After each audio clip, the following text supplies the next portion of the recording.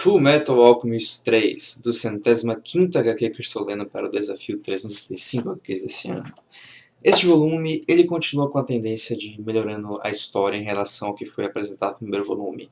É, é interessante ver como a história evoluiu bastante desde a primeira edição do mangá, e realmente é uma discrepância grande. Isso acontece porque o primeiro volume ele se foca meio que em histórias curtas e meio que fora de um arco narrativo propriamente dito. A gente tem a primeira história do Padre Cornelo, em que busca apresentar a alquimia, busca apresentar os homúnculos lá, que eles existem, estão por trás, fazendo umas tramóias, e os irmãos Elric. Aí depois temos duas histórias curtas, em que os irmãos Elric lidam com coisas como, por exemplo, um oficial corrupto lá nas minas de sei lá onde, que caralho, e depois ele enfrentando terroristas em um trem. E essas duas histórias servem tanto para ir trabalhando um pouco a personalidade dos dois, como mostrando um pouquinho mais do exército e da relação do Edward com o exército.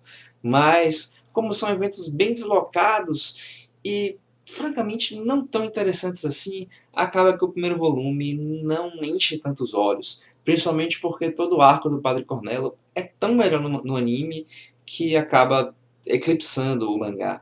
Mas desde o segundo volume teve uma melhora grande, e aqui essa melhora continua. A Arakawa é muito boa em mostrar cenas de mais calmaria, mostrar cenas de mais carga emocional, e depois ir começando a trabalhar momentos mais voltados para a ação, o mistério e as descobertas dos irmãos. Aqui temos o Zelric em Rezenbu, onde é mostrado mais sobre a história deles, mais sobre a vida pregressa deles na cidade natal deles, um pouco mais sobre o momento, o dia em que eles fizeram a transmutação humana, embora isso ainda vai ser bem mais trabalhado mais pra frente. E mostra a amiga de infância deles, a Winnie, fala sobre os automeios, que é uma característica bastante importante no mangá, já que é o que define o Full Metal Alchemist, afinal de contas. E logo depois vai mostrando a sequência da investigação dos irmãos Elric, onde eles vão atrás daquela biblioteca que é mencionada pelo Dr. Marco como desse lugar em que ele escondeu os trabalhos dele. E nesse ponto, o mangá comete mais deslizes na forma de desenvolver a história e fazer com que os personagens vão adiante nas descobertas dele. Porque se o Dr. Marco já era meio meia boca a forma como a coisa estava sendo conduzida, por ele ter aparecido do nada e, tipo, literalmente uma pedra que tropeçaram no caminho, aqui eles tropeçam em mais pedras e não tem muito esforço em conseguir o que eles querem. Porque quando eles chegam lá, a biblioteca foi totalmente queimada por causa da luxúria que descobriu o Marco também tropeçando nele a partir do Elric que ela estava seguindo, e foi lá e queimou a biblioteca antes deles chegarem lá. E os Elric chegam lá e a biblioteca tá destruída, caralho, que agora como a gente vai fazer? Aí, não, peçam ajuda à garota lá que trabalhava no lugar, que é uma garota lá de óculos, que é conhecida como a devoradora de livros. E os irmãos Elric vão lá, sendo a garota a única esperança deles, e aí descobrem que a garota memorizou todos os livros da sessão de cor e salteado e consegue reescrever todo o conteúdo dos trabalhos do Marco. E, tipo, isso é muito forçado, muito... não contribui com nada para a busca dos irmãos no sentido de trazer um desafio para eles, colocar uma pedra assim que eles precisam se esforçar para descobrir, e a oposição que foi criada pelos homúnculos aqui não dá em literalmente nada, porque cai magicamente um personagem com uma habilidade miraculosa do nada no colo deles e resolve a situação para eles sem eles precisarem mover um dedo. E realmente ficou meio forçado, ficou meio bizarro. E não colaborou em nada pra trama, nadíssima. Foi só assim, queimou a biblioteca, mas ela consegue escrever tudo. Então, antes não tivesse queimado a biblioteca, seria mais... economizaria mais tempo. E realmente a introdução dessa personagem não colabora em nada, nada, nada para a história. Muito mais importante é o aparecimento dos dois agentes, não, dos dois soldados que ficam a cargo de escoltar o Zelric, já que os caras ainda estão soltos lá, que é a Maria. Eu não consigo lembrar o sobrenome dela, porque eu sempre lembro da Maria Hill dos Vingadores, Mas se duvidar, o sobrenome dela é Hill mesmo. E o sargento, ela é uma tenente, se não me engano, e o sargento, não me importo com o nome, que também acompanha ela, um lourinho que é o parceiro dela. Além de abordar um pouco mais o tenente Hughes, que é um personagem icônico do mangá, que apesar de ter pouco aparição, ele é favorito de muita gente por ele estar envolvido em cenas muito bem feitas, tanto no anime quanto no mangá, que vai aparecer futuramente aqui, mas que eu vou estar lendo com mais atenção nessa minha segunda leitura da obra e vou estar comentando. Mas é um personagem que já tinha aparecido antes como um amigo do Roy, como alguém que conhece o Ed, como alguém que está bem situado dentro do exército, e que agora é um pouco mais trabalhado nessa edição.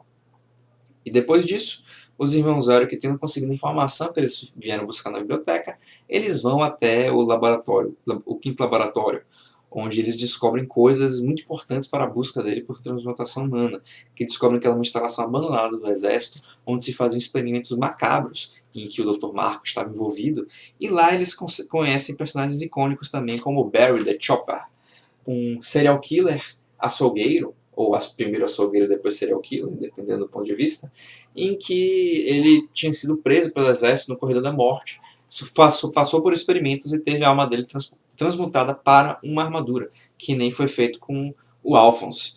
E em meio a isso, o Alphonse tem que enfrentar esse inimigo, enquanto o Ed enfrenta outro inimigo, que é um samurai, na verdade dois irmãos dividindo, no caso duas almas dividindo a mesma armadura, e que foram colocados nesse laboratório como protetores do lugar. E, no caso, de segredos que seriam muito importantes para os irmãos Elric. E é aqui que é interessante que vai mostrando que a autora considera a evolução dos personagens, o que eles aprendem ao longo do caminho, porque para vencer esses desafios, o Edward ele se vale do que ele aprendeu com o Scar, digamos assim, que ele para a alquimia no processo da decomposição e usa isso para derrotar a armadura.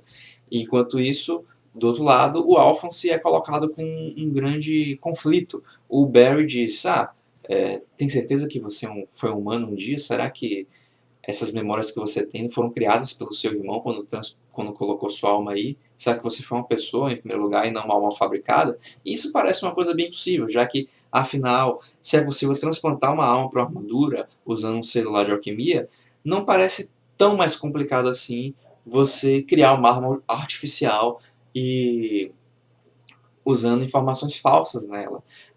Dentro do que é mostrado na alquimia, parece bastante possível, e até o Alphonse, que é um alquimista competente, ele parece considerar que é uma possibilidade que isso possa ter sido feito. Claro que aí entra também os medos e dúvidas dele de um adolescente, mas ele, enquanto um cientista, né, um alquimista, ele não vê empecilhos teóricos para que a coisa realmente possa ter sido feita. E em meio a isso, os irmãos têm o primeiro contato direto com os homúnculos e pela primeira vez encontram com esses seres bizarros e que estão realizando algum grande plano nos bastidores. Mas o desfecho desse encontro acaba ficando para a próxima edição. E uma ediçãozinha extra aqui, que é bem interessante, que dura um episódio inteiro do anime, que é um episódio bem legal, é o confronto entre o Roy Armstrong, não, o Roy Mustang e o Edward Elric, um pequeno duelo que eles fazem, que é chancelado pelo exército, que eles travam uma luta para decidir quem é o mais forte, quem é o mais competente, e que é legal porque mostra um pouco mais sobre os seguidores do Roy Mustang, que vinham sendo bastante caracterizados como personagens coadjuvantes da história com alguma importância, como por exemplo o Havok, o Breda, o, o Recruta Fury e eu acho que é Falco Hallman, ou Falco Falman, não lembro o nome dela, além de, claro, da própria Risa Hawkeye, que são personagens que já vinham tendo rostos bem identificáveis ali circulando o núcleo do Roy Mustang e parece ser importante, e já tem todas as áreas de serem muito importantes para esse núcleo de protagonistas, de certa forma, do exército, já que o Roy Mustang, apesar dos irmãos Elric serem os grandes protagonistas, o Roy Mustang ele meio que tem um papel bem ativo também na obra, e apesar de aqui ainda não ter tido tanto, ele acaba sendo mais relegado ao papel de coadjuvante mesmo, um coadjuvante com coadjuvantes, ele vai ficando cada vez mais importante para a obra e também sendo um personagem muito importante para a história do mangá Fullmetal Alchemist. E é um dos grandes personagens, né? Eu acho que, se duvidar, ele é tão famoso quanto o Edward Elric. Deve ser o segundo personagem mais famoso. Ou talvez o segundo seja o Scar e ele vem em terceiro, mas fica aí, ele com certeza um dos personagens mais populares da obra. E é um personagem muito bem desenvolvido também. Ou pelo menos eu me lembro dele ser muito bem desenvolvido. Nessa minha segunda leitura eu vou ver aí como é que tá. Até o momento ele está sendo desenvolvido aos poucos, uma personalidade bem delineada, mas as ambições dele ainda não foram tão bem assim esmiuçadas do porquê ele tem essas ambições, o que levou ele a toda essa coisa. Só mostrou que ele combateu na Guerra Retival quando jovem e agora é um coronel que está buscando conquistar espaço no exército e poder dentro da estrutura militar. Mas eu vou ficando por aqui e até meu próximo vídeo, que vai ser sobre DPF Volume 3 e eventualmente estarei voltando para Fullmetal. E é isso, e até a próxima.